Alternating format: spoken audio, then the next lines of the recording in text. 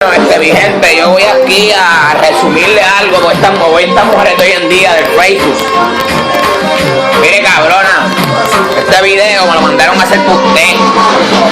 Me dijeron, mira, hay una chamaca que está a lo loco. Tuve fotos de dos formas, entonces tú le comentas y se encojona con uno. Mire, cabrona, según tus estados, tú no sé qué más, cabrona, tú tienes pareja, puñeta y no respetas, hostia. Respeta para que te respeten, cabrona. Y Tú, cabrón, si estás viendo el video, lo que sea de ella, tú eres la estaca a majarte los toros, cabrón. ¿Cómo tú vas a dejar que tu gata venga a enseñar las nalguitas? respeta esa con estría. Mire esos puercos, cabrón. Desen a respetar, puñeta. Si estoy hablando en este cabrón video, es porque un panita mío me tiró al intro y me dijo, para cabrón, dale este video para que esa chica se pique. Si te pica, mamita, jáscate para Guinea Brain.